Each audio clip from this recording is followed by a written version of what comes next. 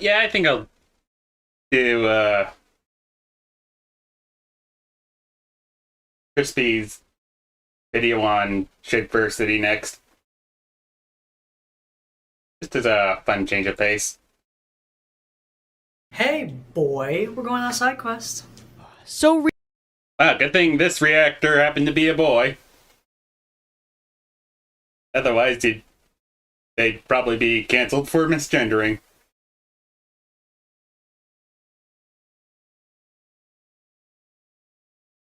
Recently, there was a crowdfunder for a new Dungeons & Dragons show called Min-Max. It was started by Cell Sword Arts. He wanted to bring together a bunch of various weapon YouTubers to play a D&D game. The crowdfunder was... Actually, no joke, that sounds kind of awesome. Weapons YouTubers in a LARPing session. That just sounds like an epic video idea.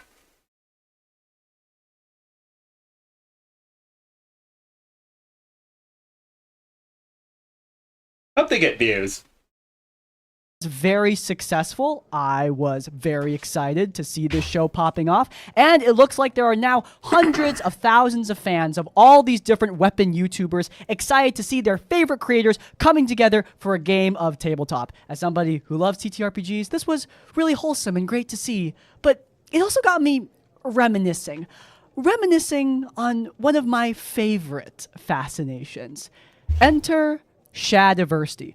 Shadiversity is another sword YouTuber, though he is notably absent from this and, frankly, absent from many other sword collabs. No one really wants to work with this guy. Wonder why. I mean, if you take a look at his channel, he has over 1 million subscribers. He's clearly very successful.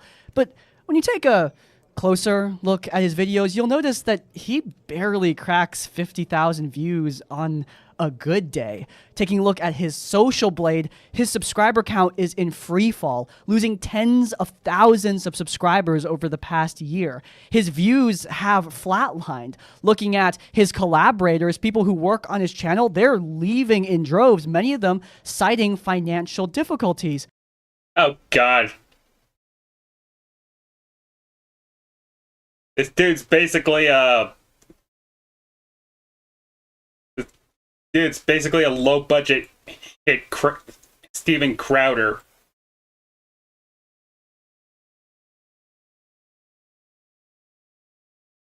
And that begs the question, what happened to this guy? I mean, it's not every day you see such a successful YouTuber lose everything. Did he release some super unpopular video? Well, unfortunately for me, it's a bit more complicated. Shadiversity is a multifaceted lolcow. The spectrums of his incompetence are truly fascinating, and in order to cover all of it, we're going to need to go through every piece of content that Shadiversity makes, from his media takes to his sword content to his artwork.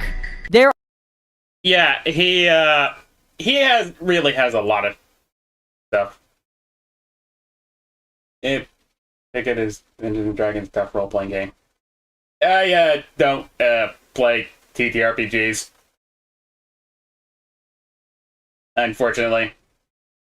I mean, the rest of my friends do, but I just haven't really done so myself.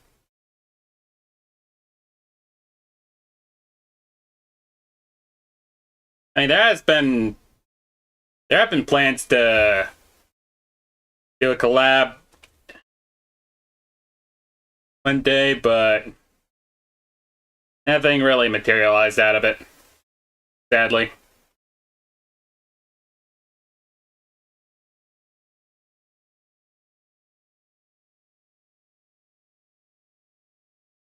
There are so many ways in which Shadiversity has failed, and each and every one of them could be the reason why Shadiversity's channel has fallen apart. From giving up everything for an alt-right grift, to AI activism, to his insecurity around his little brother, we're going to be talking about the sordid tale. Wow, this dude pulled every card of... Dude took the full course of how to be the most unlikable prick on the internet. Impressive. Probably only got a C in that course. Of Shad M. Brooks. Oh boy. You guys have been requesting this one for a while, and babes, I'm happy to deliver. Without further ado, what the hell happened? We have criticisms when people want to hijack brains and things we like to push political messages when they really should be apolitical. Like Eminem, why on earth do they need to be political? Shad lies.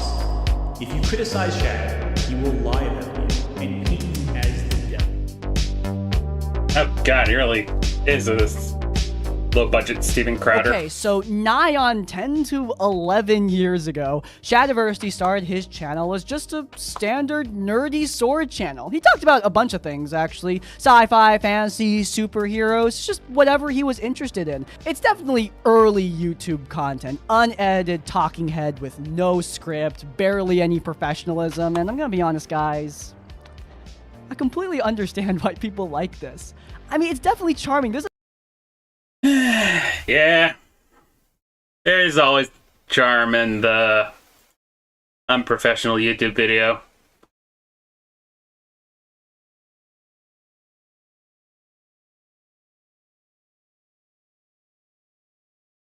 course, it's always just to start out with. It's pretty recommended to actually improve. a big part of me that misses this era of casual content creation. Just a really excited nerd talking about the stuff that he loves. This content built the bedrock of Shadiversity's career, and as his audience grew, he got to do more elaborate stuff, elaborate on how chainmail works, showcase different types of swords. People were really interested in this content. Now, as I watch, I definitely noted that it's not the most scientific stuff out there, but I mean, come on, it's YouTube. We don't need to take everything so seriously. This guy's clearly having a good time, and his audience were happy to join him for the ride. However, even in the golden era of Shadiversity's channel, when his content was exploding and he was reaching past that precious 7-figure mark of subscribers, there was some trouble brewing. You see, Shad did a lot of sword content, testing various types of blades and armor, and so inevitably, he began to overlap with the HEMA community. HEMA stands for Historical European Martial Arts. It is a sort of club sport where people test authentic medieval techniques used by real knights wielding heavy steel blades. It's some serious stuff. I certainly can't do it. Now, as a kid, I fenced against my dad, and I'd leave with sore ribs every time. I respect anyone that has the... Yeah, I can already tell this is gonna be a shit show. Especially since Crispy mentioned that he was an alt-right grifter.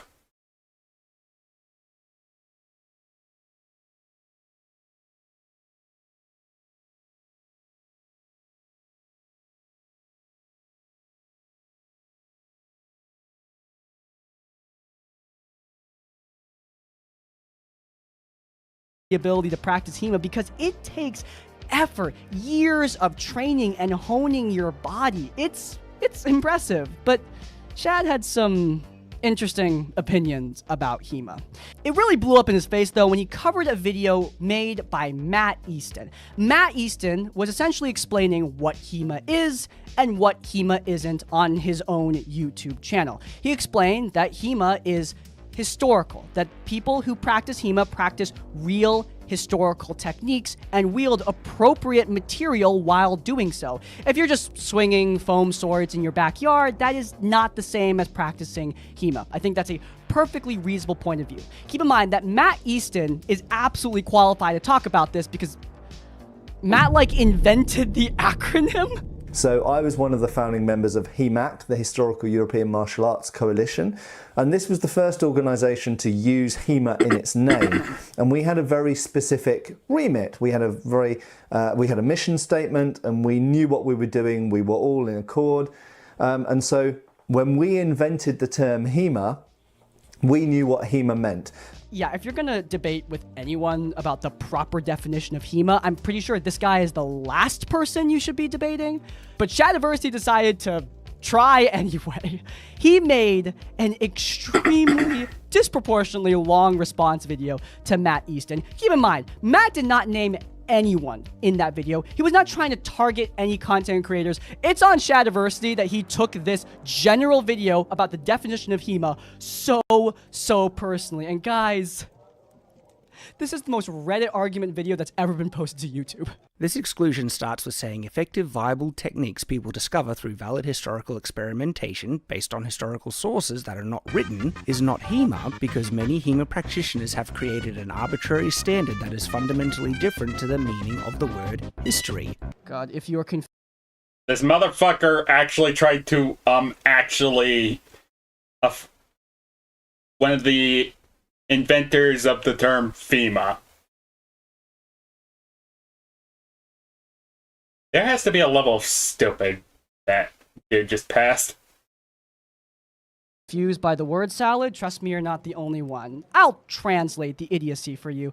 Shadiversity is upset that HEMA is historical, that they are strictly practicing historical techniques. He thinks that we should be allowed to innovate, to experiment, to do things based on real history. I mean, we are blessed to have actual historical accounts and sources that we can directly take for our reenactments, but I mean, we can be a bit more creative, right? That is the dumbest argument I've... Actually, no. I think I've heard dumber, but yeah, this is definitely up there. Instead, they appeal to many period-written sources, which in themselves are an incredible resource we are very lucky to have, but use them as an exclusionary standard, claiming that if it is not in the sources, it is not HEMA. Look, I want to make it clear. There's nothing wrong with creativity. We're a Dungeons & Dragons channel, for Christ's sake. We're not practicing realism here. But HEMA is historical. Shadiversity accuses Matt Easton and other HEMA practitioners of being gatekeepers, but that's so stupid. Matt Easton is not gatekeeping HEMA. Gatekeeping is when you keep someone out for an arbitrary or dumb reason. Like if Matt Easton were to say that women can't practice HEMA because they're the fairer sex, then yeah, that would be gatekeeping. But that's not what. And chances are Shadiversity probably will never make those types of arguments. Since, let's be real here, we all know what the motherfucker's like. He's saying. He's just saying that if you want to practice HEMA, historical European martial arts, you need to practice accurate historical martial arts. What Shad is saying is that he wants to call himself an NBA basketball player even if he only shoots on the kiddie hoops. And I'm being pretty serious about that because remember when I mentioned that Matt Easton talked about foam swords in the backyard? Well, that's part of the video that Shad took incredibly personally. Matt's example of two people simply sparring with foam longswords in the back garden and do not do anything else apart from sparring, that such a pursuit is not HEMA, is wrong and framed very poorly, but I will expound more on this soon. What I want to address first is that people have assumed he is referring to me by this statement. Do I really need to explain the difference between wielding foam swords and wielding actual steel? Come on, man. I mean, apparently if the dude's actually trying to make that argument. I don't even know shit about weapons or FEMA, and even I know the difference between those two. They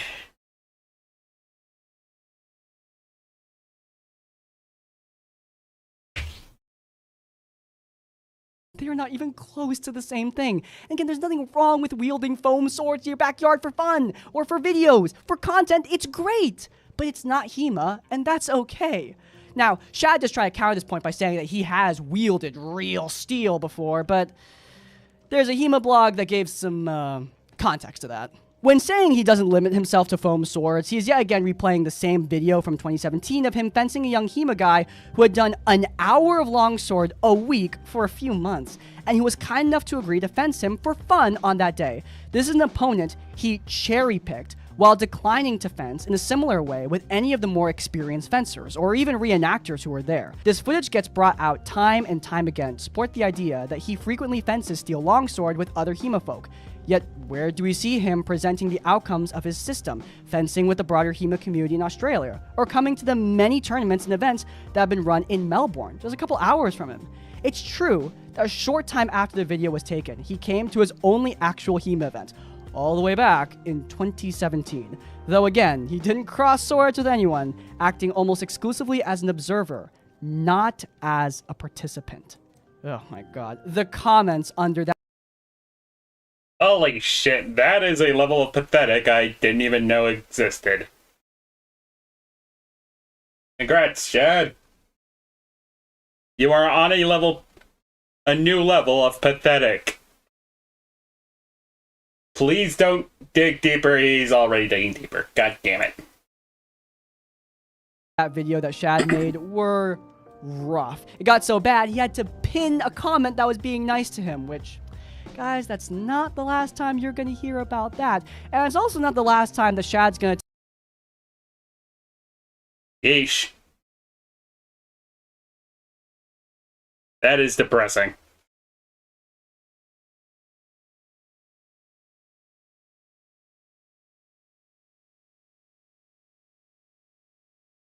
take a general video made by an actual...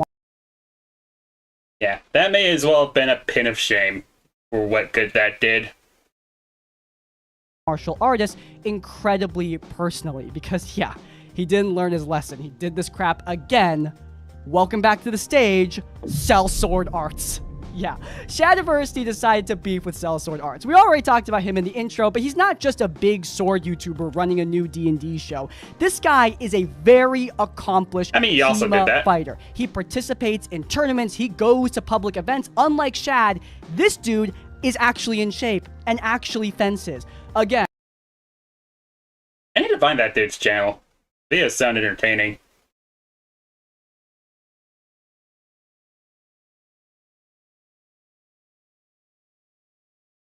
of all the people to debate about HEMA, I would not try to debate this guy. Now, for more context, Sellsword Arts has long eclipsed Shadiversity's channel by this point. But earlier in the timeline, when this whole controversy went down, Sellsword Arts was a smaller YouTube channel. And like Matt Easton before him, he did not talk directly about Shadiversity. Sellsword made a general video about armchair warriors. People who don't fence, who don't wield steel, who don't go to actual tournaments, who don't know much about fighting. I don't think I need to say this, but I'm gonna say it anyway. Anime, video games, pop culture, and all of those things are not accurately representing swordsmanship. It's cool, it's fun, and it's enjoyable to watch, but that's not the way that swords would have actually been used. But because most popular content creators who do things about swords are courting that audience, they tend to couch things in terms of those anime techniques or things like that. How many videos have you seen kind of breaking down video game sword fighting and things like that? It's interesting, it's fun to watch, but the conversation is dominated by that, to the point where it's really hard to find realistic swordsmanship unless you know where to look. They're not actually practical or real. And when we're talking about fencing, we should be listening to people who, you know, actually fence. Basically, if you want to learn basketball, maybe learn from somebody who plays basketball rather than someone who plays 2K. I think that's a perfectly based and reasonable perspective from somebody who clearly knows what he's talking about. But once again, Shad decided to take this very general video about armchair warriors and do the classic self-own, thinking that it was personally made to attack him. Not only does he say that he is encouraging people to Congratulations, Shad, you played yourself. Content creators. But today I want to talk to you guys about what makes good sword content and who you should and shouldn't listen to. So how do you, the viewer, know when a presenter is worth listening to?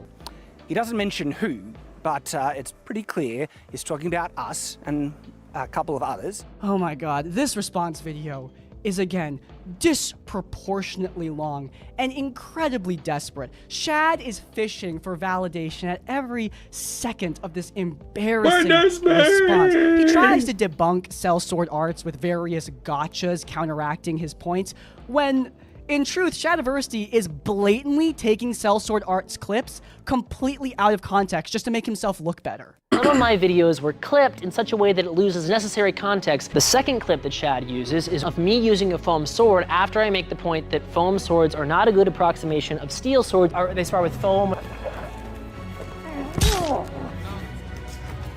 In the video that he's showing a clip from, I very explicitly talk about how this is not a true test of this technique because true steel greatswords are too dangerous to fight with. So after we did our experiment, first we have to note that these swords are not steel swords. They do not react like a steel sword would. This is a thought experiment and is not conclusive. Dude, if you're so righteous, you wouldn't have to do that. Sellsword Arts comfortably ratioed Shad with a long form response video as well as a short form response video that got over 1 million views. Shad tried to respond, but I mean, I'm sorry, anyone who is serious about swordplay can look at the situation just plainly on the surface and realize who knows what he's talking about and who doesn't. The people who he might be referring to specifically to defend themselves. And I know It's a video that you're not in. for us specifically, You're there are defending criticisms yourself he right mentions now. in that video. But his self-serious attitude is just so plainly pathetic. It's so hard to take seriously because he doesn't need to do any of this. There's nothing inherently wrong with being a hobbyist who just engages with this new fantasy. There's nothing wrong with that at all. He built a career off of it. And none of these people, Matt Easton, Sellsword, none of them, they're not trying to say that this content is immoral or bad or shouldn't be made. It's just people should understand the kind of content that Shadiversity makes. It's not realistic, and that is fine. Look, I'm not trying to be mean here. Just use the evidence of your own eyes and ears. Look at Shadiversity and just try your best to take him even somewhat seriously.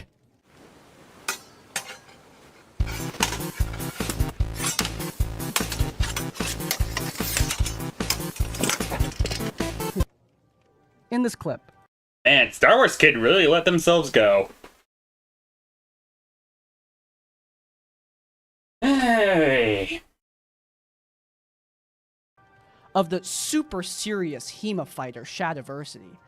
Shad is fighting with a double-bladed Darth Maul lightsaber sword, trying to prove that this is actually a practical device that would be great to use in real combat. He has terrible footwork, his stances are a mess, his sword bends the moment it touches the ground, meaning it's probably a lightweight foil. And, oh my god, the worst part is, when this fight is done, by fight I mean Shad awkwardly swings around while barely moving his feet. When the fight is done, listen to Shad breathing. So they said you can't really do winding and binding. But in that exchange, I wound into your guard.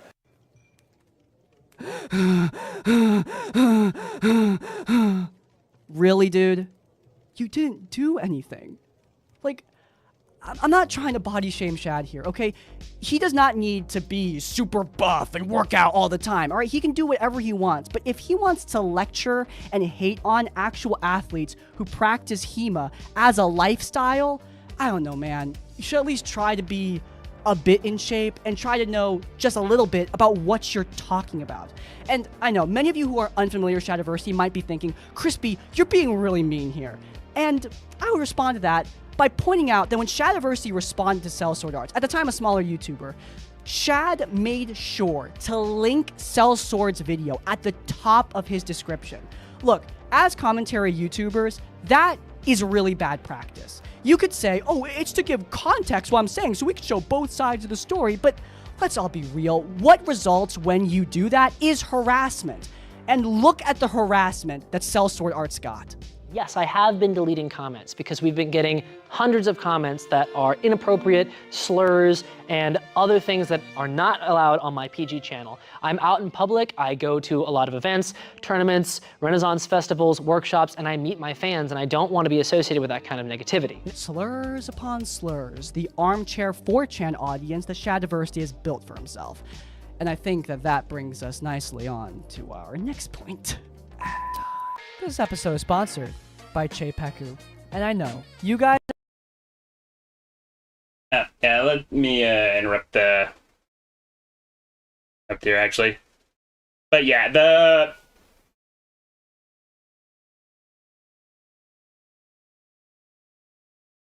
thing is, with moderating comments is that it's actually perfectly fine to do, despite what some drifters would say. After all, the rules of the internet go specifically like this. Rule 9. There's no real rule for posting. And Rule 10. There's no real rules for moderation either. Enjoy your ban.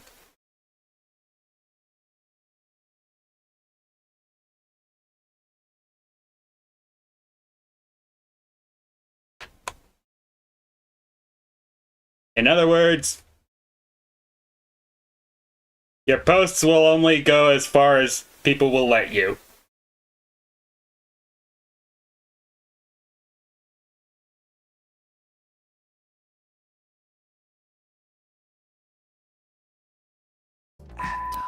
This episode is sponsored Back to the by sponsor. Cheipeku. And I know, you guys have heard about Cheipeku so many Let the ad times, play. but there's a good reason as to why. They make incredible maps for all sorts of TTRPGs. Not only that, but they also have an extensive collection of tokens too, allowing you to customize both monsters and NPCs for your games. But if you're someone who doesn't play in the typical fantasy world, if you want something a bit more on the sci-fi side, well, guess what? Cheipeku now have the complete sci-fi bundle for you to purchase. If you want all of their sci-fi maps, tokens, and scenes, then you can get them all buckled under one subscription. The sci-fi and fantasy bundles are two of the best deals in the entire industry. So don't wait. You could be taking your game to the next level right now. If you guys are interested in supporting incredible human-made, high-quality art, then head down to the description down below where you will find the Cheipeku sci-fi and fantasy bundles. Thank you so much to Cheipeku for sponsoring today's episode. As always, supporting our sponsors does support us. And without further ado, back to the tea. So, the Shadiversity channel is chugging on. At this point in the timeline, we've exited the pandemic. We're in the earlier 2020s. He's not in the red just yet, but unbeknownst to many, there was another channel. Enter Night's Watch. But in terms of the overall, it's a Okay. patriarchal system that's oppressing that women can never be CEOs or never get in government and stuff like that. Bullcrap. Absolute nonsense. But that's what the movie wants to depict. Night's Watch is Shadiversity's media critique channel, and just looking at some of the earliest videos, I mean, you can get the theme here. Loki emasculates the god of mischief. Yeah, this is another anti-woke slop channel. But early on, this wasn't really heard. Yeah. I remember back in the day when they just kinda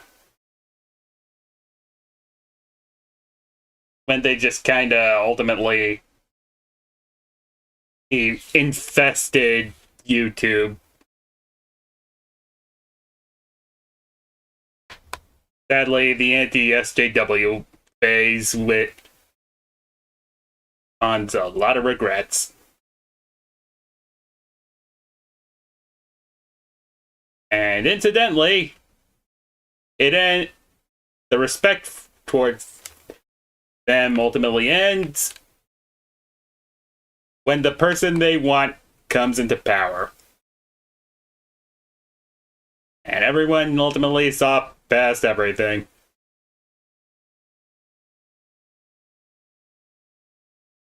And now they are the slop.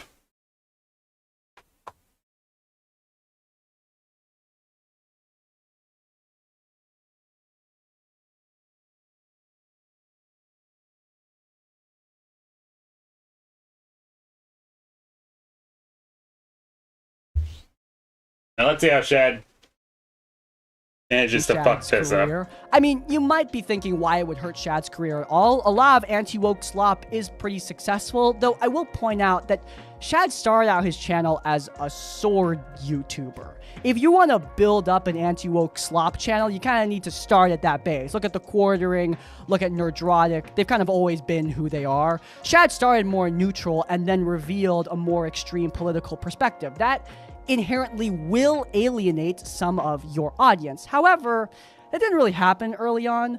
I think the first reason is because in the early 2020s, Shad was critiquing media that frankly sucked. I mean, obviously, I disagree with the anti-woke stances about Kenobi, about The Acolyte, about She-Hulk. Those shows don't suck because of women and black people. Those shows suck because they suck. Yeah. As I continuously use this example, wokeness had nothing to do with Overwatch's success and failure. In fact, it had nothing to do with either.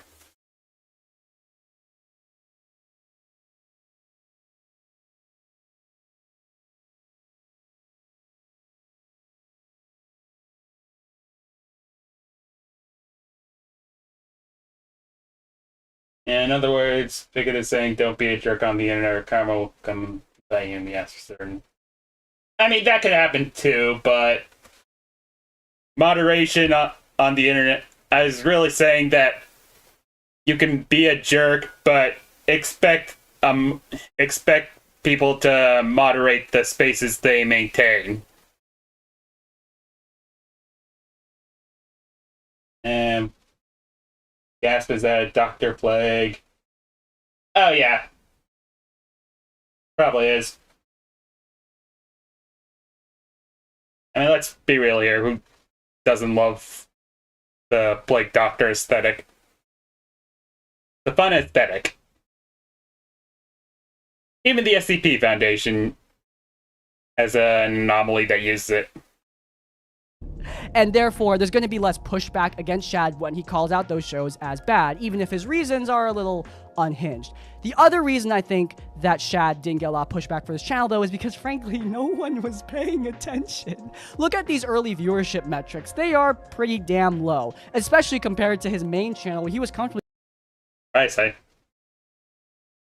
I haven't think Hank Sargon would get those numbers nowadays. getting hundreds of... Actually, let me see.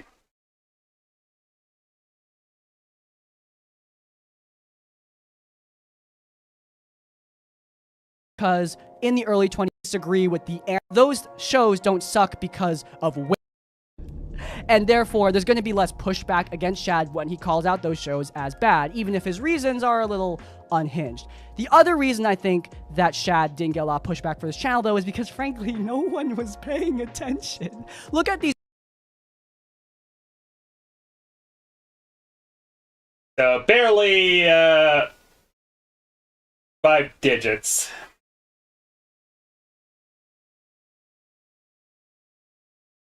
Probably even less so. Eesh.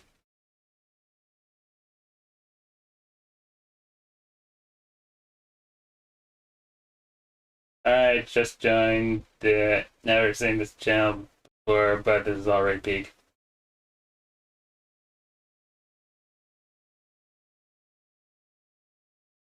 Oh, yeah. It's actually my first time covering a Crispy video. But yeah, sheesh, those are some rookie numbers for a right-wing slop channel. I think the only one, but still somehow much better than Death Noodle's numbers. Oh, thank you.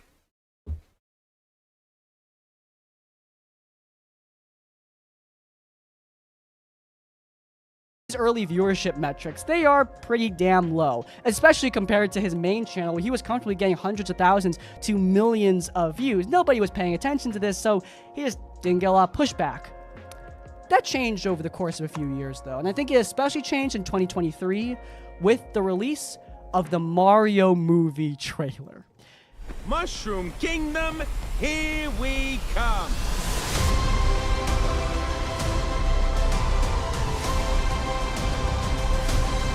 This was, to my knowledge, the first time Shad got some real big pushback on Night's Watch. He reacted to the Mario movie trailer and had some fascinating things to say.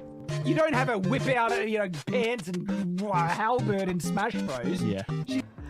Princess Peach's motorcycle outfit is...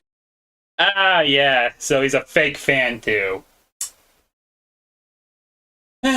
Shad really pulling all those numbers for the likability scale.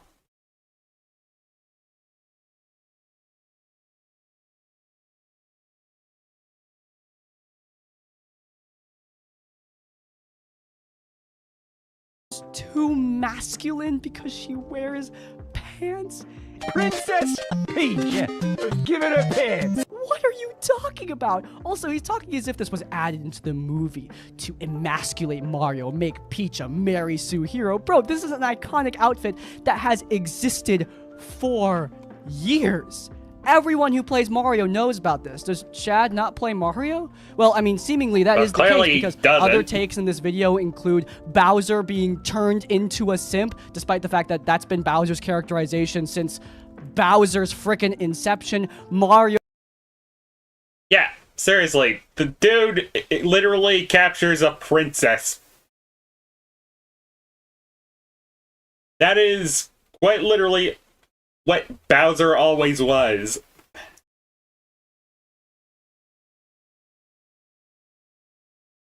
Yeesh.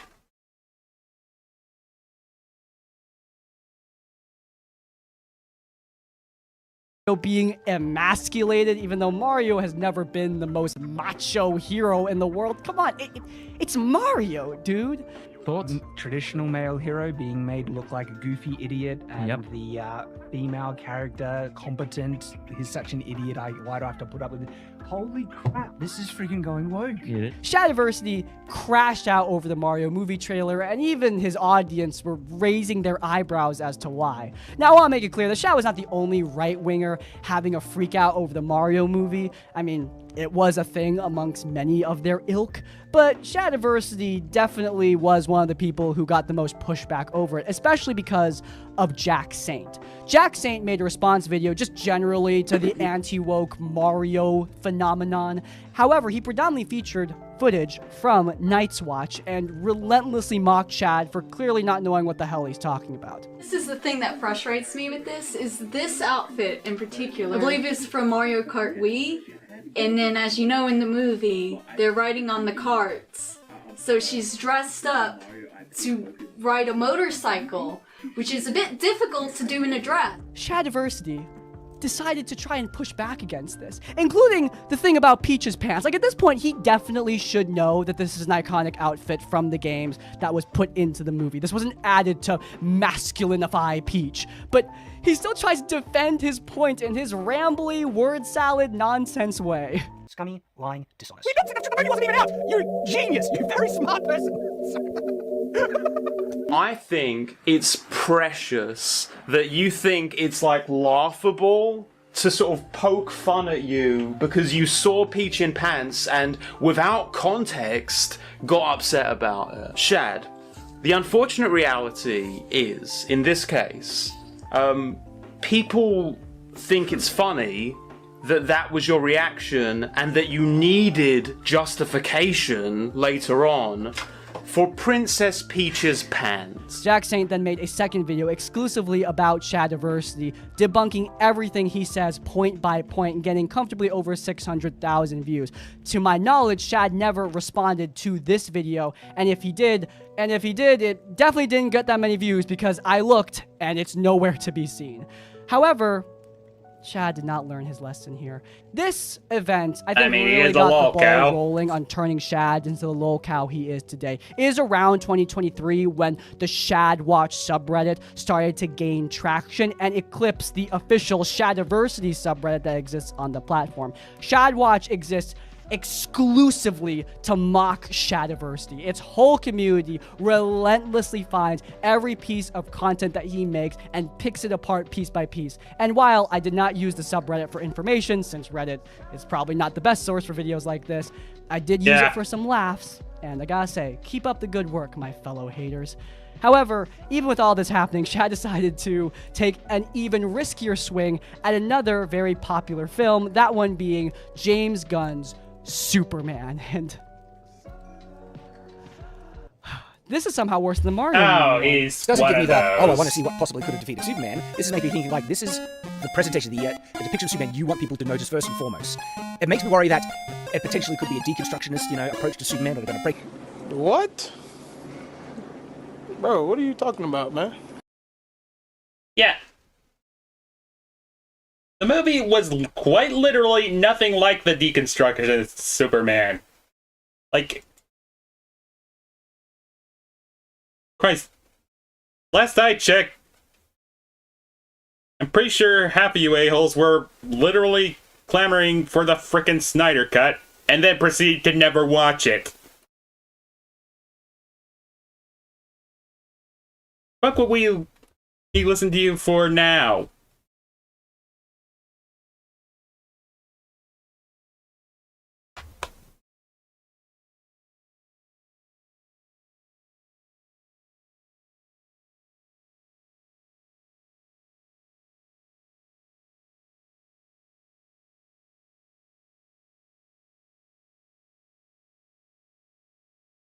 This trailer reaction. It's long, rambling, nonsensical, and extremely overly loud.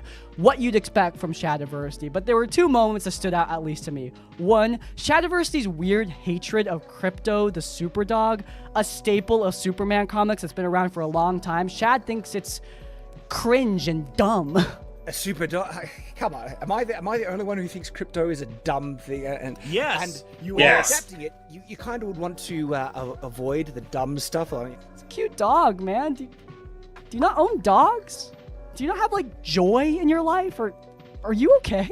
But the even more insane part of this reaction is something that most people probably didn't see because it's at the very end of this overly long video. At the very end, Shadiversity goes to an article written responding to the trailer with some comments from James Gunn himself, the director of the movie. Shad does not read the article on camera. He doesn't even take a cursory look at the actual quote in the article.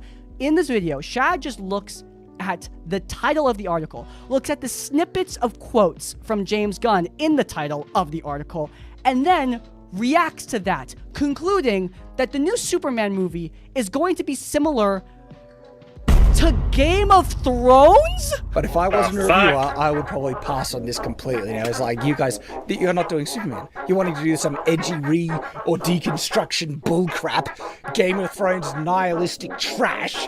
But on camera, Does this dude ever listen to what he fucking says? Actually, why am I even asking that? Of course he doesn't. Dude's a fucking lolcow.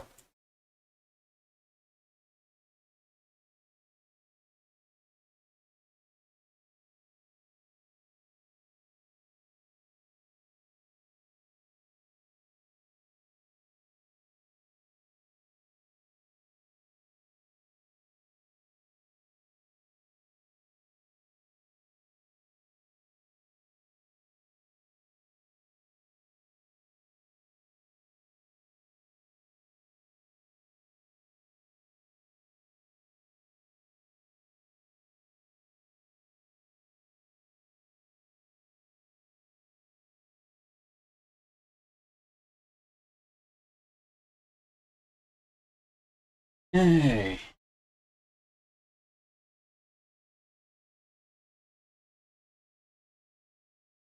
him reacting to just snippets of the quote, coming to that unhinged conclusion about 2025's Superman. Oh, also, Shad did that thing again where he pins a comment being nice to him because all the other comments are mocking his stupid opinions. Amazing. It was glorious. Now, many people have torn apart Shad's Superman takes and his Mario takes, including Anthony Gramuglia. This guy comments on a lot of my videos, and I've tried my best to figure out how to pronounce his name. It's just not happening for me, guys. I'm really sorry. Anyway, Ant made a reaction stream to Shad's reaction stream of the trailer. He tore apart what Shad said. And look, at this point, Shad's learned his lesson. When he responded to Jack Saint, he just made things a hell of a lot worse for himself. He became a laughing stock. I mean, no one wants to do that twice, and he was not about to make the same mistake. Shad took a deep breath, acted like a grown man, and allowed two people to have two different opinions on the Superman movie. Nah, I'm just kidding. He made a 2-hour live stream about it. Yeah, I made the first half, not gonna lie. There are false fantastical, non-realistic things that are justified in movie, make sense for the adaptation, and things that don't because that's I don't want little Superman shooting out Superman's arms. Oh my god, does this bitch ever shut up? That's a silly dumb. There's lots of silly dumb things, but it's just so funny that Anthony is like, look, I can't believe you accept this. That was... Jesus, this guy might be worse than Lily Orchard. Let me go watch Lily Orchard. I just... No, he isn't.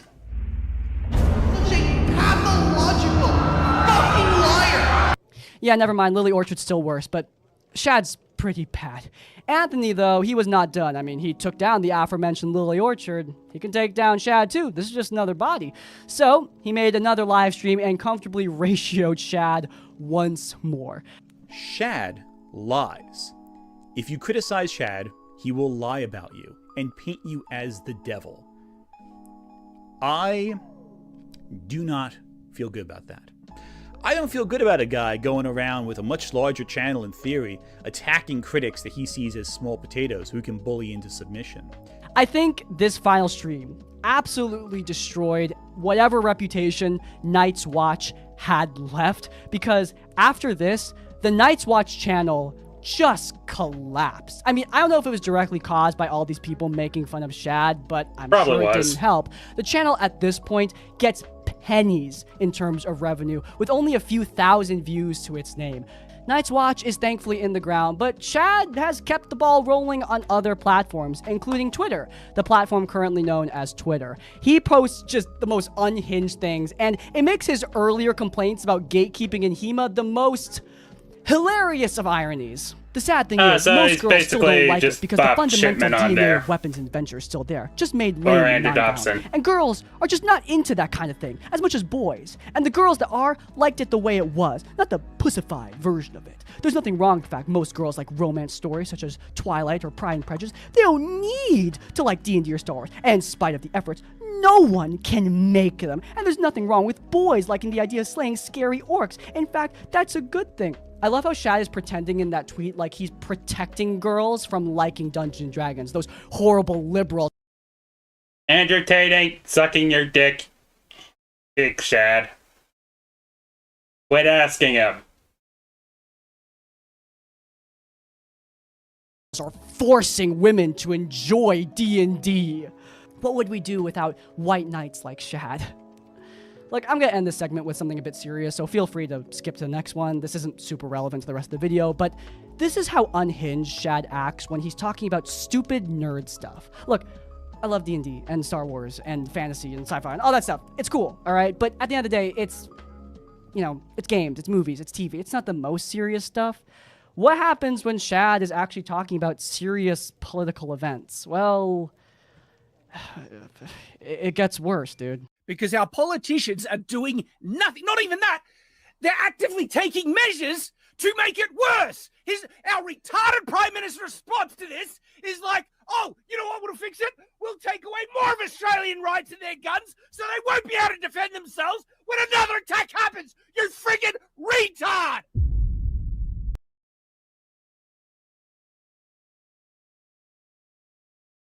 What a totally rational human being. Yes, give this man a gun. I'm sure nothing will happen. Oh god, does this bitch ever shut up? Yeah, that's accurate. Especially accurate right now. Jesus fucking Christ. Hey guys, it's Ed and Crispy jumping in here just to talk about this whole situation and to give you a little bit more context as to what Shadiversity is talking about here. He's talking about a shooting that took place on the Bondi Beach in Australia. It took the lives of many people. It was a terrible tragedy. And of course, Shad is using this event, exploiting this event, to try and beg the Australian government to give him more guns. It's pathetic. It's pathetic, to be quite frank. Look, this is coming from somebody who has a concealed carry license, who owns more guns than Shad ever has, and likely Shad ever will. Do you want Shad M. Brooks to be roaming around your streets with a firearm? As an American, I can comfortably say, fuck no, I don't want this bitch anywhere near a gun. Shad is a clearly emotionally unstable man who is incapable of regulating his anger. He carries extremist political views, including fantasizing about violence against protesters that he doesn't like. But more importantly than any of that, Shad probably doesn't know the trigger from the magazine release from the safety. Shad doesn't care about learning about these weapons, as clearly... Yeah, he'd probably need a quick rundown from Charlie. Yeah, man, that clip never gets old.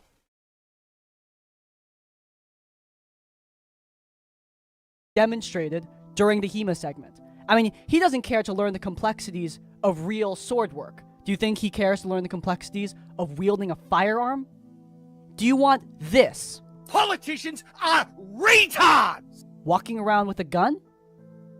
Shad M. Brooks, in my opinion, is the reason why governments need to institute strict gun control laws. Look, this is a dark segment, so I'm going to end this off with something. One hero who put his life on the line to save his neighbors. This man is named Ahmed El Ahmed, and he is a Syrian immigrant. He saw the gunman, and he risked everything to save the people around him. He didn't have a gun, he didn't have a knife, he didn't have anything. He just had his hands. This is what hero looks like. If you take away nothing from this video, I want you to remember this man's name, I want you to remember his face, and I want you to remember his words. But you risked your life for strangers.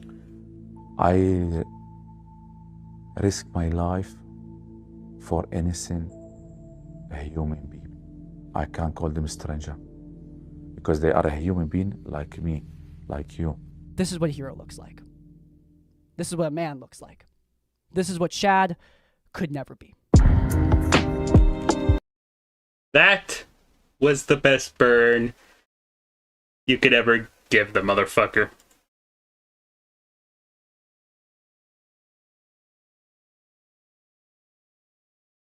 And yeah.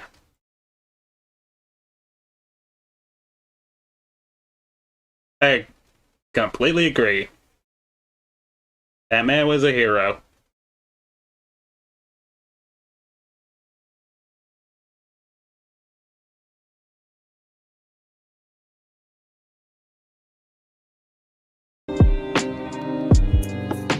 This is probably how you know Shadiversity, his incredibly awful takes about artificial intelligence. Oh, now, good. If this all the fun. above didn't turn Shad into a lolcow, this absolutely is what pushed him off the edge. On October 23rd, 2023, Shad released his video, My Love Letter to AI Art. And oh god, I'm expecting it opens cringe. with Shad showing off some pieces of art that he made himself. And, you know, art is subjective. Art is sacred. And no matter what you think... And that artwork has some serious 2000s vibes.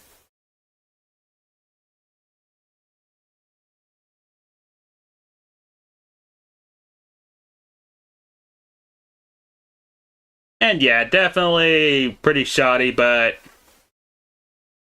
I've definitely seen worse. And it'll probably be a whole lot better than the AI art. Let me tell you right now. About the quality of this art, you gotta admit that this is something that Shad sat down and made himself. And I got a lot of respect for anyone who does that. But Shad's got a different point of view. You see, he looks at this art and sees something primitive. His art was monotonous to make. He hates the process of drawing on a piece of paper. I mean, it takes such a long time. He doesn't want to do the work. He just wants the end result. It was a great revelation to me later on in life. It wasn't actually the physical, mechanical movement of drawing that I was actually enjoying, but it was the creation of something. There was some relaxation found in the methodical kind of movements of scraping a pencil along paper, but the true artistic satisfaction was in what I was creating. That is an insane thing for someone to admit, just like on camera, but it gets even worse because obviously Shad hates the work of making art. He just wants the art itself. So naturally, AI art is a great solution for him. It's art without any of the effort or work ethic. Easier to a higher level of quality. So as you can imagine, any technology that grants this same benefit, I am very, very interested in. Hence my interest in AI art generators. But Shad is not just your standard AI artist. He is not like other girls. You see, unlike all these other creators of slop, Shad has a real artistic eye. He understands anatomy and body proportions and how to... I've developed a very keen eye for proportion and detail, and I am apply pressing that X in every artistic pursuit as hard as I in the can. medium I'm using. Listening to him talk about his incredible artistic skills while also showing off his art is... Oh my god. Is there a simile for embarrassing? Because I'm going to use that word a lot more in this video. But when it comes to the actual AI quote-unquote art that he's making, it doesn't look any different. I mean, Shad pretends that this is some revolutionary process he's doing. He's unlocking the potential of AI. There are many people who use AI art who have seen my images that I've made with this technology and have literally asked, how on earth do I produce these results? They see a difference in the quality that I'm able to achieve versus the quality that they have been able to achieve. Shad, you're making the same slop as everyone else. Nothing about this is special. I mean, look at this woman's head. Oh my god, that is so disproportionate to the rest of your body. And you're telling me that this is some revolutionary piece that Shad's put together? The rest of the video is Shad describing his technique for making this higher plane AI art. Look, better artists than me have torn this video apart. And as someone who's dabbled with these things in order to understand them, I can tell you that he's not very good at it. For starters, there are way too many parameters here. This is a throw everything at the wall and see what sticks approach. With so many parameters, none of them is weighted very heavily, so how can you tell how much any part of it is really contributing to the image? That's why he's using the parentheses to add weight, but I can also tell you that aside from one instance, he's not even using those effectively. Instead of adding additional parentheses to increase the weight of a particular part of the prompt, you have far more control with using numerical values, not just nested parentheses. There are also numerous typos, way-errored colors, and model shoot as one word. How much can this represent your vision if you're feeding it words that don't make sense? You might as well slam your hand on the keyboard for some of these and see how it affects your output. Jesus Christ. Even AI tech bros think this dude's generations are cringe. That has got to be a new level of pathetic.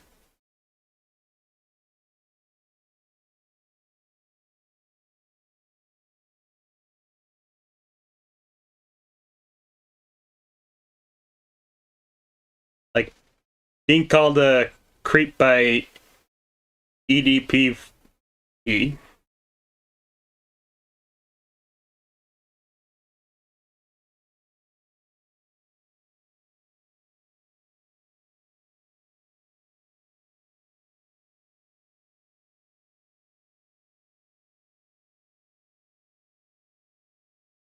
With that being said, there are some things I want to highlight.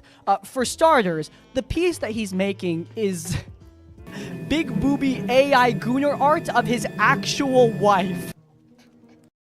Oh god, he really is a discount Crowder. Holy shit. Look, at the very least, I assume she consented to this. Fucking There are hope other so. AI artists who don't care as much about that. Jesus Christ.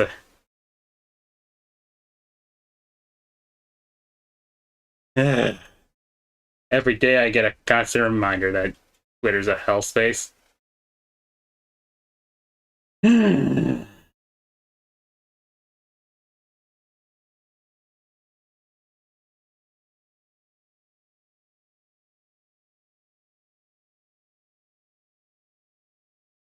but we're gonna ignore the questionable implications of what he's making and just focus on the process itself. Shad, during this video, describes in such vivid detail how much work he puts into this AI art while also showing the process. And look, again, evidence of your eyes and ears. This literally feels like me making changes on a canvas with a brush. And based on the results, I go back into the prompt, changing it, making greater weight and differences, continually refining towards the result that I want. I mean, he pretends like his Photoshop mock-ups of his art is what guides the AI, makes the art truly art. But I mean, he doesn't even know how to properly use Photoshop. I mean, look at how he uses the smudge tool. God, can you not adjust the opacity so you don't get that weird artifacting, Shad? Come on. This is Photoshop 101. You don't even know how to do this? But of course, you don't see that in the final product because the AI is redoing all of Shad's mistakes for him. Also, looking at the prompts that Shad puts into the AI, they are just... I love how he puts in stuff like good anatomy because, yeah, that's going to fix all the problems with AI. And even the final product that Shad puts out, it's still hilariously bad. I mean, the lighting is coming from the wrong direction. The sun is behind her. She is both backlit and frontlit in this image. But Shad, because he doesn't know anything about art, he doesn't even realize this. This is by far the worst reception Shad has ever gotten to a YouTube video. Once again, he pins a comment being nice to him because the rest of them are just tearing him apart. It's not just random fans, it's also a bunch of artists who flock to this video to mock how plainly ridiculous it is for Shad to call himself an artist while he's having a theft machine do all the work for him.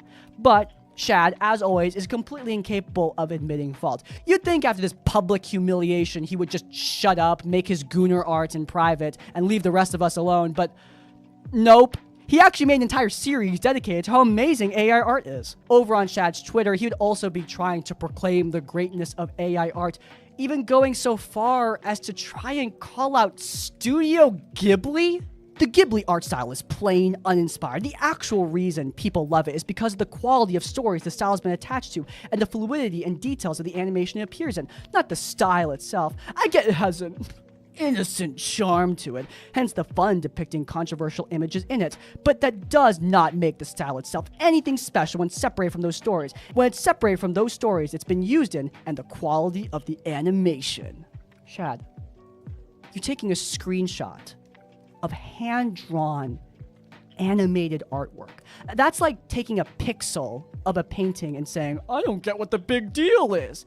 This is just a small portion of what makes Princess Mononoke so incredible. The fact that you don't even realize that just further demonstrates your own incompetence. Does he not realize that all of this is the definition of the Dunning-Kruger effect? I mean, God, he probably doesn't even know what the Dunning-Kruger effect is. Anyway, he did keep on making more arguments about AI, including posting his own incredibly high-quality AI artwork. And look, I'm sorry.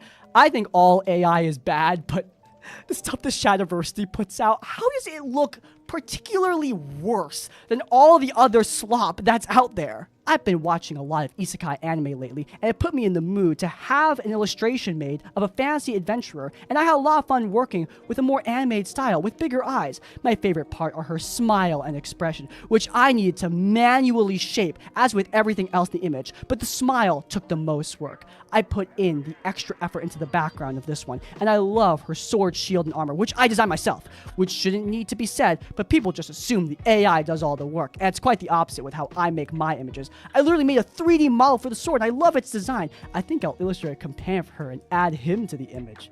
You didn't illustrate jack shit, and frankly, if you made that expression on her face, you should be ashamed because, God, that is the most uncanny thing I've ever seen in my life. You should blame the AI for this. Don't take responsibility for this crime against my eyes. Now.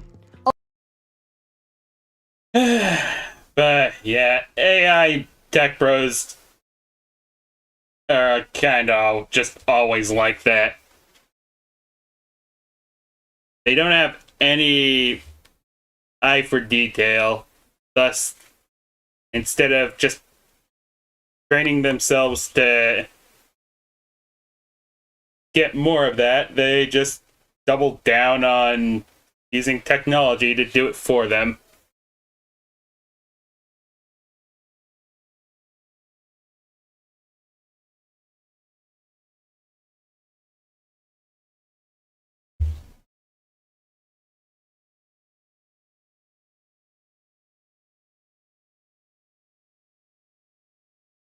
And again, it did take us a while for people to realize that media literacy isn't something that comes naturally, and babies do in fact feel pain. So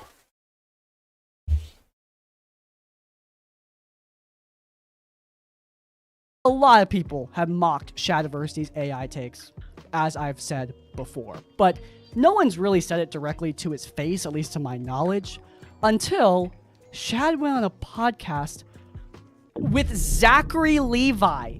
Yeah, that one. Now look, I understand that Zachary Levi has kind of gone off the deep end. I definitely don't agree with everything Zachary Levi says, and I'm not here endorsing his views or anything like that. However, I am going to say that what Zachary says in this podcast clip, he's pretty based. Look, Zachary Levi, for all his faults, he is an actor. He's part of the arts, and he doesn't like AI any more than anyone else does.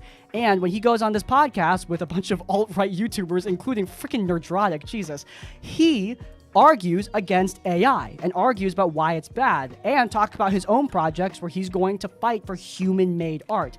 And Shad decides to, open his fat mouth about it. Encouraging. I'm kind of the AI guy on the Yeah. Chad. You and me both, Shad. That's funny. You sound like a real human. Chad, keep it He's from Australia. Keep it under a couple minutes, Shad. I will.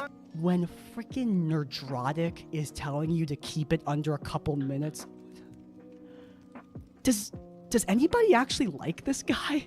Anyway, Shad tries to level with Zachary Levi. Honestly, this dude sounds more and more like the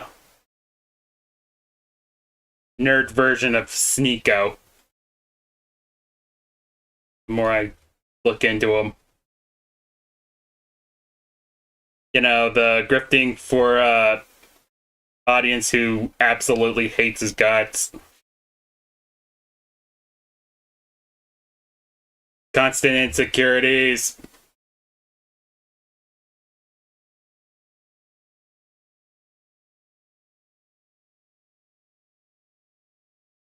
Reliance on word salad.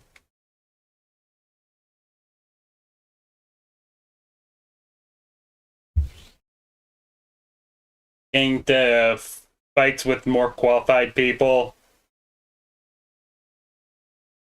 Yeah.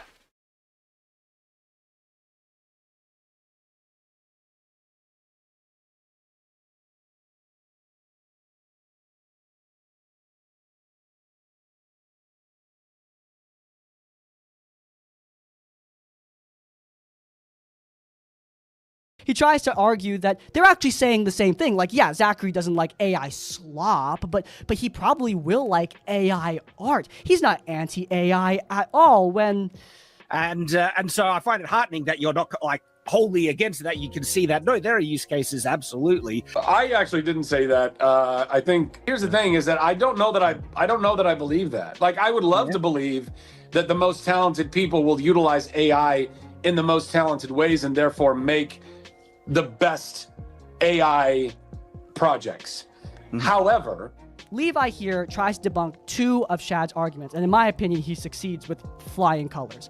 First, Shad argues that AI is a tool, that only skilled people can really make it work. Levi counters by saying that AI is not a tool because it's not helping anyone with anything. It's doing the work for you. A baby could use AI. And two, Shadiversity argues that only the best AI will rise to the top. Levi counters with a point that he argues that even without AI, even with our current modern zeitgeist of streaming services and platforms, it's so hard to sort through to find underrated gems that you're going to enjoy. Everything is algorithmically based. The top 10 on Netflix, the top 10 action movies, blah, blah, blah. It's hard to find the really, really good stuff. Can you imagine how much worse it's going to be when these platforms are covered in AI slop? Again, I don't like Zachary Levi. Not one bit. But yeah, he cooked Shad here. And Shad's face throughout this. The strained, forced smile he gives is just adorable. But you might be wondering, Why Well, is you know he what doing they say any about of this? broken clocks. Look, plenty of YouTubers have many interests that they don't put on their YouTube channel. Shadiversity is a sword YouTuber. Why is he talking about AI art? Can't he just shut his mouth? He's clearly being cooked from all sides, even from within his own circles. People are mocking him. Why does he need to be an artist? Well, it's because his little brother is one of the biggest artists on the entire platform. Oh, goody. It really is insecurity. Jazza. Jazza is a YouTuber with millions of subscribers. He's an incredibly talented artist, both digital art and pencil to paper art. He's made sculptures, he's made cosplays. His videos are high quality and incredible. The guy is one of the most liked YouTubers on the platform for a reason. You couldn't find a more uncontroversial man. And Jazza is Shadiversity's little brother. Now, publicly, Jazza and Shad aren't like beefing, at least not normally. But if you want a glimpse into what their relationship is like, I'm gonna flash back to a convention years past. Jazza and Shad were invited to a tabletop role-playing game. See, I told you TTRPGs would be relevant here. Look, Jazza and Shad in this game were given some pre-made characters based on themselves. And in this game, Jazza had a lot of points in art because he is a professional artist. And he had more points in art than Shad. And Shad did not like that. My artistry is actually at a professional level. And we'll give him like martial arts. You weren't like Olympic level. This is professional. I'm not about. I think artistry should be. There are a lot of people who are at a professional standard who can't work as an artist. Yeah, but we're talking about skill, not wanting to. Yeah, work. I know, but like. Joss, you need to be very honest. If I'm going to be very honest, I love you. I'd say a pointing artist. Well, no, because then you should get a point at least. We have our strengths and weaknesses, and you know what my strengths are in artist. No. That is said with a huge amount of ignorance in regards to the publishing and writing. I'm sure it is. So, I'm sure it is. It is profoundly ignorant, that concept. Be persuaded by an artist writer. So you're just giving it to me to try and satisfy me? Somewhat, because you won't stop arguing, so that's okay. Shadiversity is having a public meltdown because in a fantasy tabletop role-playing game, I could just smell the insecurity from that room.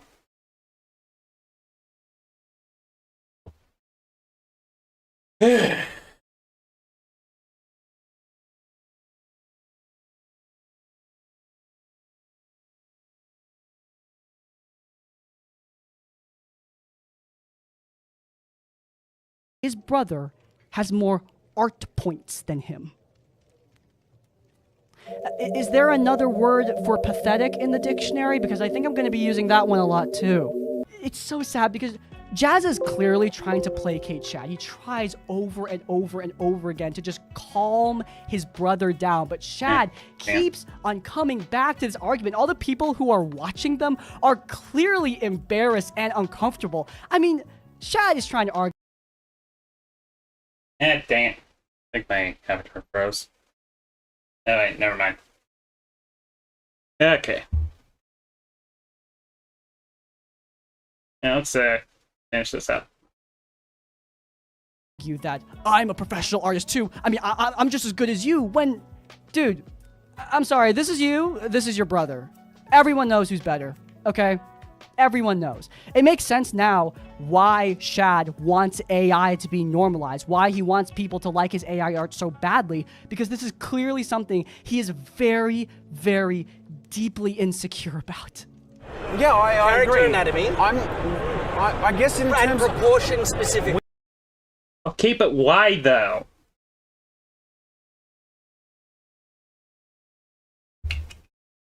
I have a younger brother who has a freaking girlfriend, a nicer apartment, and well-paying job. I don't exactly feel insecure about it.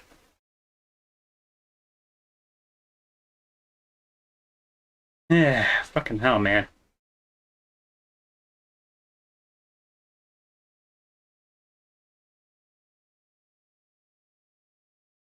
Okay, so Clip Studio isn't really cooperating with me, so yeah, let's just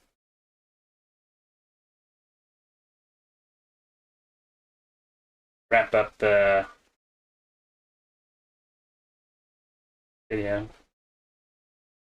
We don't need to sit on this. We really don't. We can talk about this on the drive home. It's not applicable. We should play a game. This is not entertaining. How's your battery doing?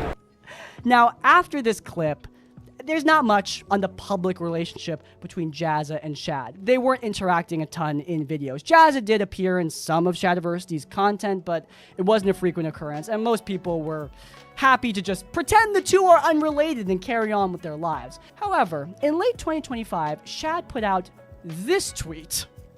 Quick question regarding cancel culture. Pretend you're a public figure and hated for being an anti-woke conservative, causing a friend who is also a public figure and disagree with those political views to disassociate with you, but only to the public, and they want to maintain the friendship in private while avoiding all public association. They will not mention you in public, except to condemn your views. They'll not appear with you in any collaborative appearance or let you in around their business, but want to communicate or spend time with you in private where they are convinced they have done nothing wrong, and this is a necessary action to protect their business and employees. Stuff like this happened to me. The most prominent one being when Matt Easton cut all ties with me. Bro. Jesus fucking Christ, is this dude just not capable of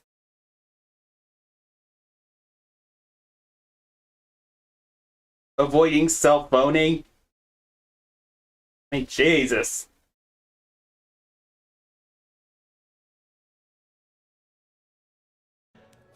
That was years ago. That man is rent-free. Holy sh... But I'm interested in how you would react. The two main responses are, yes, it's fair. You would let them do this to protect them from any possible hate associating with you, even if it's small. Or, no, it's cowardly and hypocritical, and you would hold them to their standard. And if you are not good enough to associate with publicly, then you want to associate with them privately. Okay, that's a very specific tweet made out of nowhere for no particular reason around the time when families are getting ready for the holidays. Wonder why he said this. Well, yeah, spoiler alert, this was a sub-tweet about Jazza. For clarity, Shad's post about me. I publicly distanced my business from Shad's political views because those views made... Yeah, what a shock there.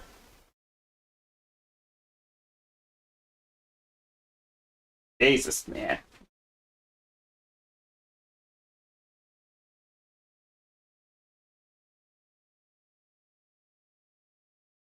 my staff and me uncomfortable and caused people to make incorrect assumptions about my own views. I was clear at the time that this was a professional boundary. Yeah, I wonder why. After that, personal contact stopped, and Shad's civility towards me at family events became conditional on me reversing that professional boundary. I have not asked for private access while condemning him publicly. I've only asked for basic civility at family events, and that has not been possible.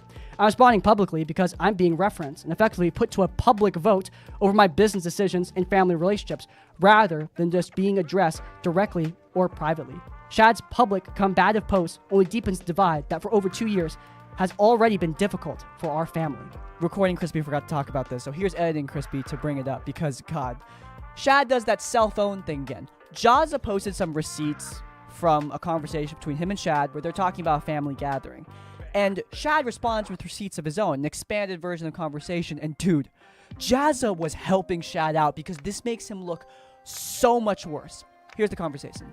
Joss, Blank told me... Gotta enjoy the receipts.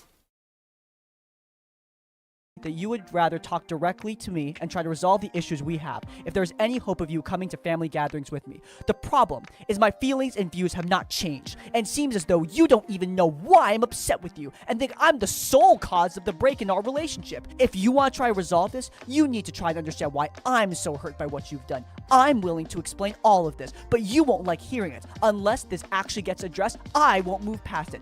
I'm not sure you really want to do this, as you don't seem to be willing to admit any fault. fault. And that's the case. I can't believe you truly want to talk to me and resolve anything. And any attempt at such will only offend you and make things worse, which has been my impression so far. If this is correct, then the best we can do is be civil around each other, which is what Blank was trying to convey to you for the sake of having the family together during Christmas. I will not be trying to make my presence at any family gatherings uncomfortable for you.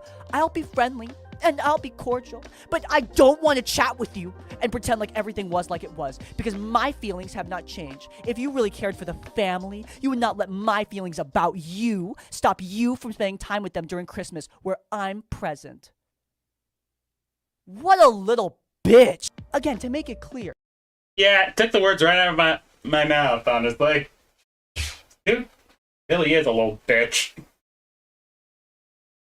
And Jesus, man.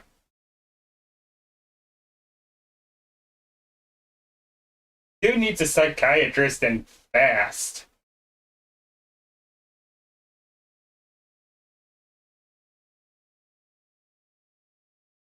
And Shad never counteracts this. He is cutting off Jazza because Jazza does not want to work with Shad's YouTube channel. His dying, terrible, right-wing YouTube channel. There are many reasons why Jazza would not want to do that. Shad is trying to leverage his family relationships to blackmail Jazza into working with him. He's trying to leverage his relationship with his brother to try and get a big collaboration for his YouTube channel. And Shad thinks that Jazza needs to apologize to him for that? Yeah, Jazza ratioed Shad. That's becoming a very common thing, apparently. But Shad had a counter-argument. Well, not a counter-argument. He had a coward's argument. He said that he wasn't talking about Jazza. He was just talking about a random friend, completely unrelated. This is Jazza attacking Shad. Jazza is attacking Shad, attacking his business when Shad needs his brother most. I mean, how could Jazza do this to his family? I mean, Shad's the victim. He did nothing wrong. I mean... Ugh. Not up in your case, brah. Pussy. Anyway, it actually got worse for Shad and Jazza's relationship when Jazza decided to release a video about his AI mistake.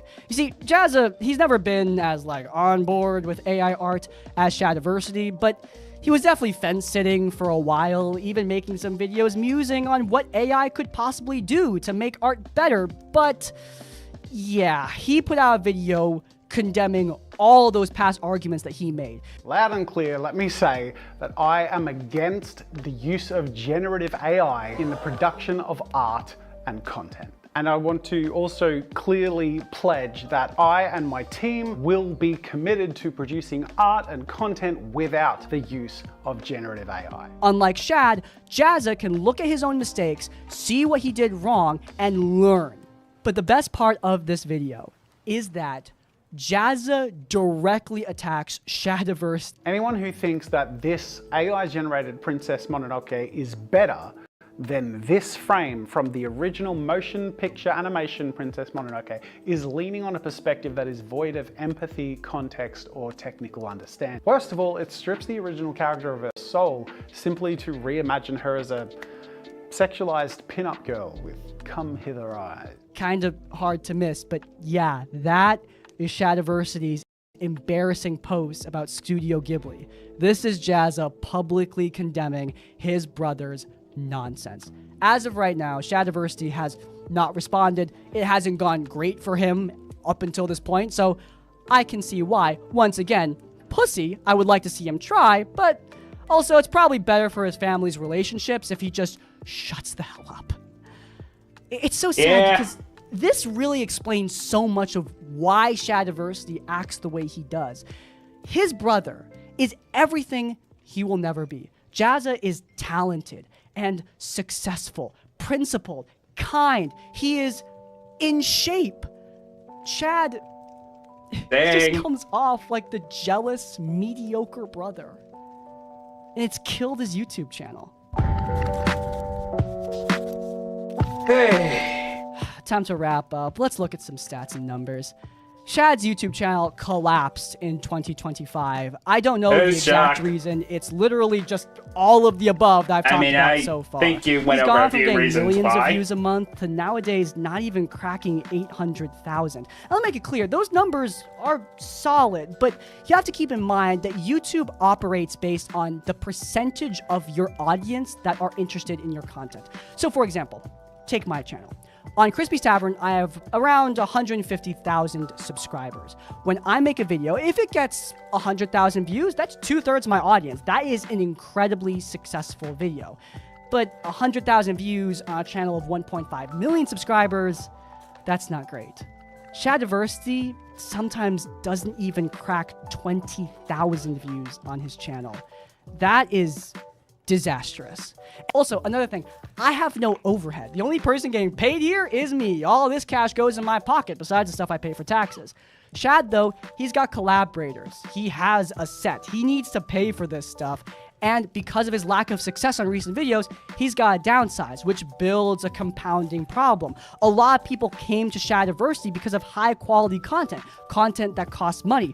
But because that content doesn't get the same attention that it did, because of, you know, all the above, Shad can't make it anymore, leading to even more people distancing themselves from Shadiversity. A couple more things from Editing Crispy. First, Shadiversity regularly makes videos now about how his channel is dying. Dude has practically devolved into an e-beggar with how much he is praying for people. I to just pledge to his think it's Patreon. YouTube killing However, it, if you take a buddy. look at his Patreon statistics, they're decreasing too. It's not collapsing like the YouTube channel is, but it's definitely not going up. So that might not be enough to save his YouTube. Also, on top of that, a lot of the people who work under Shad, they're also leaving in droves, including... I'm not full-time here anyway. As you know, our financial difficulties are a little funky, so we've been working with that over the last year, but... Things are not up and up in the old Shadland, but... What makes this worst of all is that he could be in even worse position. He has had multiple really weird projects over the years, including trying to build Shad Castle, which never happened and never will happen. To be Do I frank. care and ask what also, that thing was he tried gonna to make be? a movie about his book, Shadow of the Conqueror. Oh, now, God, what is this that about? movie raised $120,000 on Kickstarter and never happened, which I'm sure all the backers are really happy about. But you're probably wondering, what's that book about, Crispy? Well, the book has some fascinating content. You know, content that definitely belongs in certain files. If you guys support this God, video it's enough, smart. there might be a sequel in store. Before that video is made, we've got plenty of other episodes of Critical Failure. If you guys enjoyed this one, if you enjoyed this video, you might enjoy this other episode where he talked about another alt-right creator. This guy actually ended up in prison, linked up in the cards. But before you go, please do let me know you're loyal to the Tavern by leaving the comment Yeah, I might look at that later. disingenuous in quotation marks. We're going to steal Shadiversity's favorite word before he uses it against me. Also, leave a like on this one and subscribe to Crispy's Tavern so you don't miss any of our content when it comes out. And finally, if you want to support us directly, head over to our Patreon or buy our merch, stuff like that makes these videos possible. In essence, like, comment, subscribe, support. We'll see you all next time. Farewell. You gotta pull up my notes before I show you how it's done. Okay, here we go. Oh, yeah, that was Crispy's video on Shadiversity.